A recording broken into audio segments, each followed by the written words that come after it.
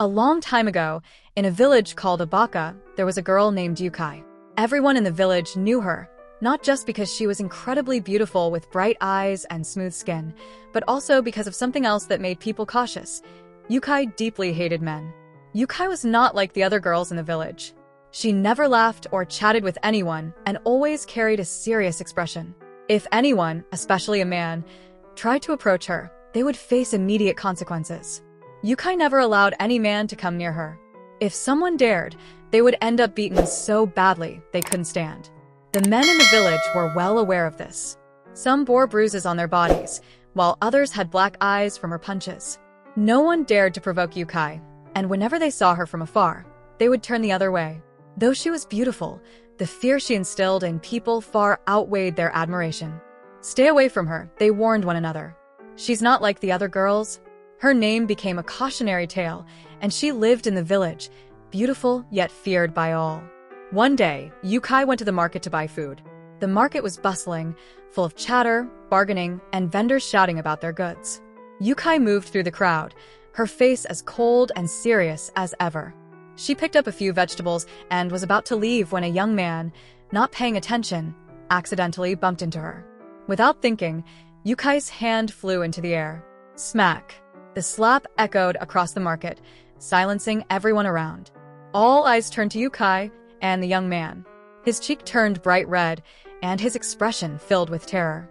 Bowing his head quickly, he stammered, I'm sorry, before turning and running off into the crowd as fast as he could. The women in the market shook their heads and whispered, she did it again. But no one dared say anything to Yukai. They knew better. Everyone resumed their business, but the fear of Yukai grew even deeper in their hearts. Despite this, many men in the village still couldn't help but admire Yukai's beauty. They dreamed of marrying her, thinking perhaps they could be the one to change her. Some brought her gifts, while others tried sweet words to win her over, but all of them failed. Yukai was unimpressed by their efforts. She saw through their tricks and didn't allow anyone to cross her boundaries. The men who tried to get close to her always left with swollen faces and bruised egos. Some even begged for her forgiveness, but Yukai never showed mercy. Even the village chief thought his son would be an exception. She won't dare touch my son, he said confidently. The chief's son approached Yukai with a smile, believing his status would win her over. But Yukai didn't care about status or lineage. When he tried to charm her, she punched him so hard he lost 2 teeth. The chief's son returned home with a swollen face and bloodied mouth. The chief was furious, but knew better than to confront Yukai. From that day on, the men in the village understood that no one, no matter who they were, could approach Yukai without facing her wrath. Stories of Yukai's strength and ferocity spread across the village of Abaka. The elders began to worry. Why does Yukai act like this? They asked one another. She is strong, but why does she hate men so much? Finally, they decided it was time to confront Yukai. The elders summoned her to the village square, where everyone could see. The villagers, men, women, and even children, gathered to witness what would happen. Yukai walked into the square, tall and unafraid. She looked around at the many faces staring at her. The elders sat in a circle, waiting for her to speak. But Yukai did not lower her head or show any sign of fear. She stood there, head held high, her gaze unwavering and bold. One of the elders finally spoke. Yukai, why do you fight the men? Why do you hate them so much? All eyes were on Yukai, waiting for her answer. Why do you beat every suitor that comes your way? Another elder asked. Yukai didn't flinch. She looked at the elders with a calm yet firm expression and replied, I will never let a man control me, and I will never stop beating them. Her words sent a wave of shock through the crowd. The villagers whispered amongst themselves, confused and stunned. The elders exchanged puzzled glances, not understanding why Yukai was so adamant. But why, Yukai? What happened to make you like this? One elder asked, his voice tinged with concern. But Yukai offered no explanation. She stood silently, refusing to answer their questions. Her boldness left the elders with no choice but to let her go. They were more curious than ever, desperate to understand the secret she was hiding. The villagers returned to their homes, their whispers about Yukai's strange behavior filling the air. One hot afternoon, Yukai went to the stream to fetch water. The sun blazed above, and the rough, uneven path made her journey difficult. As she carried her pot full of water back to the village, her foot suddenly slipped on a loose rock. She fell hard to the ground, her pot shattering on the stones. Pain shot through her foot, and she winced trying to stand, but it was too difficult. Nearby, a farmer noticed her plight and rushed over to help. Seeing her injured foot, he knelt down and started tying it with a piece of cloth to stop the bleeding. But Yukai misunderstood his intentions. She thought he was trying to take advantage of her vulnerability. Without hesitation, Yukai's hand shot out. Bam! She punched the farmer square in the face, sending him sprawling to the ground. "Don't you dare touch me," she shouted, her eyes blazing with fury. The farmer, holding his bruised face, tried to explain, "I was just trying to help you." But Yukai wasn't listening. Her anger clouded her judgment, and she remained on high alert, ready to strike again. Realizing it was futile to argue, the farmer stood up slowly, his body aching. Knowing better than to retaliate, since men in Abaka were forbidden to hit women, he limped away without another word, leaving Yukai alone by the stream. The story of Yukai's outburst spread quickly through the village. "She beat a farmer who was only trying to help," the villagers whispered, shaking their heads in disbelief. But no one dared confront Yukai. Her fearsome reputation only grew stronger after that day. Despite her temper and fierceness, Yukai's beauty caught the attention of the village prince. He was intrigued by her strength and independence. "No one like her exists in this village," he thought to himself. The prince became determined to win her over, believing he could be the one to soften her heart. The prince began visiting Yukai, bringing her gifts of fine clothes, fresh fruits, and rare jewelry. Yukai didn't push him away, but she didn't show any warmth either. She remained cautious, her sharp eyes watching his every move. The villagers couldn't believe what they were seeing. Could the prince be the one to change her? They murmured among themselves. One day, the prince invited Yukai for a walk by the stream. The air was cool, and the gentle sound of flowing water filled the silence as they strolled side by side. The prince thought to himself, "Maybe Yukai is starting to like me. She hasn't pushed me away yet." Feeling confident, he made a grave mistake. He reached out to hold Yukai's hand, thinking it was a small, innocent gesture. But to Yukai, it was anything but innocent. To her, it felt like someone trying to control her, just as men had tried before. Her temper flared in an instant. Her eyes flashed with fury, and before the prince could say another word, she attacked. Bam! Her fist slammed into his chest. Pow! Another punch landed on his face. The prince, taken by surprise, tried to defend himself, but Yukai was too strong and too quick. She didn't stop until he was on the ground, bruised and bleeding. The prince's guards, who had been watching from a distance, rushed over to help. They lifted the prince, who was too weak to stand on his own.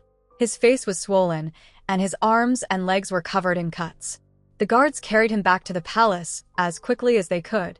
When the news of what happened spread through the village, the people were in shock. "Yukai beat the prince," they gasped. No one has ever dared to lay a hand on him. Even though they knew Yukai was fierce, they never imagined she would go so far as to attack royalty. The entire village was buzzing with gossip, wondering what would happen next. When the prince returned to the palace, battered and bruised, the king was furious. "Who would dare do this to my son?" he roared, his voice echoing through the halls. The servants trembled with fear, but remained silent. Everyone in the palace already knew the answer. It was Yukai. No one else in the village would have had the courage or the strength to challenge the prince. The king wasted no time. He summoned Yukai to the palace, demanding her presence. Word of the summons spread quickly through the village. Everyone rushed to the palace courtyard, eager to see what would happen. "How will Yukai answer to the king?" they whispered, their curiosity mingled with fear. When Yukai finally arrived, the crowd fell silent. She walked into the palace courtyard with her head held high, the people watching her closely, wondering if she would show any fear. But Yukai wasn't afraid. She stood tall before the king, her eyes unflinching and bold, just as she had been with the village elders. The king, sitting on his throne, looked at her with fiery eyes. "Why did you attack my son?" he demanded, his voice echoing throughout the courtyard, making the villagers shiver in fear. But Yukai didn't flinch. She remained silent, her face hard, and her eyes filled with both anger and pain. "Speak, girl," the king shouted again, his tone harsher now. But still, Yukai said nothing. Her heart pounded in her chest, but she kept her mouth closed. The villagers leaned in, straining to hear what she would say. But Yukai refused to explain herself. The king's fury grew with every passing moment. "How dare you remain silent before me?" he bellowed. But Yukai remained as still as a stone, her secret tightly locked inside her. The villagers whispered among themselves, wondering why she had done it. But for now, the reason stayed hidden within her heart. The king, growing even more furious, pressed her once again. "Why did you hurt my son? Speak now, or face the consequences." Yukai's heart felt heavy, and she could no longer hold back the pain. Her strong, fierce face softened, and for the first time, the villagers saw something different in her eyes. Pain. Tears welled up, and her voice trembled as she began to speak. "My father, the man who is supposed to protect us, he wasn't kind," she said, her voice low but full of hurt. The villagers leaned in closer, straining to hear her every word. Yukai's eyes filled with tears as she told the story she had kept hidden for so long. "He beat my mother every day. He treated her like a slave, shouting at her, pushing her around. And whenever she tried to speak up, he would threaten her. He would raise his hand, and she would grow quiet, too scared to say anything." The crowd fell silent, hanging on every word. Yukai's voice cracked as she continued. "One day, my mother was pregnant. There was a small argument, something so small. But my father, he lost his temper. He beat her so badly that she fell to the ground. She lost the baby that day." Yukai paused, her tears flowing freely. "And soon after, she lost her life too." The villagers gasped, horrified by the terrible truth. Yukai stood there, her body trembling with grief as she spoke of her mother's death. "I was just a child, and I watched her die. I could do nothing to help her."